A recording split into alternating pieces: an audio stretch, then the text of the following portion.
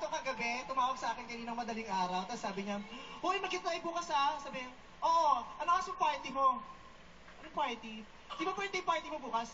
"Oo nga, pupunta daw ako yung birthday party mo, nakalagay sa schedule ko ba, Ice Cream das birthday party." Isang party, baliw, hindi party yun.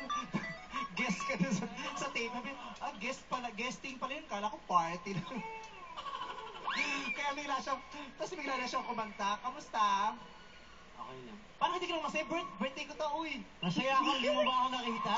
Pinapanood kita sa likod, sa monitor. Masaya kaya ako. Oo, ay bukod sa birthday ko, katapos lang ng birthday ni Catherine. Oo nga. Diba? Ano yung niregalo mo sa kanya? Yung niregalo mo ba sa akin, katulad din ng niregalo mo kay Catherine? Hindi, mas mahal yun sa kanya. Prangkahan talaga, no? Wala man ng utuan kahit kaunti, no? Hindi, Pero okay na kahit mas mahal sa kanya, na-expect ko naman yan. Siyempre, ibang level naman ang love mo kay Catherine. Pero nag-expect talaga ako ng gift from you. Oo naman. Magmula nung nagkakilala, una pa ako nakuha ng regalo sa'yo. Buti pa yung nanay mo kahit paano. Ngayon lang naman yung birthday mo na nagkakilala tayo. Hoy, nung nakaraan, magkakilala na rin tayo nun. Wala ako natanggap sa'yo. Wala, di mo naman ako sinama noon ng mga birthday mo pa. So nagkakasumbatan ba tayo rito? Ewan ko, naramdaman ko lang na ngayon mo lang ako sinama nung birthday mo ngayon lang. Bakit nga Sa ba? pananalita mo, mukhang babatukan mo naman ako. Ito yung pinakabata kong nang babatok sa akin tuwing naghaharutan kami. Kahit sa kanya magpunta, iba yung paggalang niya talaga sa akin, yung respeto niya, yung tulak tuwing natutuwa siya.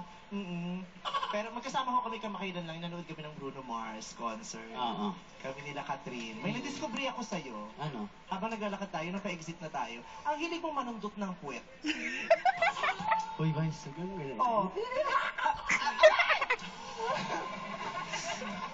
Girl, ako ano ba? Kung makakablot ka ng kamay ko, Hindi. I'm a girl. Ang bagal mo kasi maglakad. Paano gusto mo mabilis na nasa harapan natin si Boss Gabi? Gusto mo itulak mo? Tulak siya natin. Bilis pa, ang dami ng tao. Sabi ko si Boss Gabi na sir. Bilis na, alam mo itulak ko si Boss Gabi. Tapos pag mabagal ako maglakad, ginaganon yung puwet ko. Anong meron sa puwet ko? Hindi kasi nakita ko parang, nung una kitang nakita, hindi ganun kalaki yung puwet mo. Bakit? Hindi ganun kalaki. Tapos, nung nakita kita sa concert mo, laking gulat ko nung suot mo. Ang laki na, no? Malaki na, ano? Nagustuhan mo ba? Tsahin mo ako. Dapat hindi mo tinitignan yung mga bahagi yun ng katawan ko. Hindi, tsahin nga kita. Mas walang mali siya pag ganun. Pero nabigla ka sa laki ng puwet ko. Baka busog lang ako ng oras. Pag busog ako, lumalaki talaga yung puwet ko eh. Oo. Tingin niya ako ngayon. Bak! Daniel! Olas na. Ikaw, anong ginalang mo kay Catherine siyang binalahura mo sa akin? Hindi naman, ano lang ako, yung masaya ako pagkasama kita. So, di ko na, ano yun, nalalabas ko yung kasiyahan ko sa'yo. Sa pamamagitan ng hampas. Pwede mo, sinasaktan mo. Ano? Nanunumbat ka ha? Sa ayaw mo sumunod sa mga yapak ko.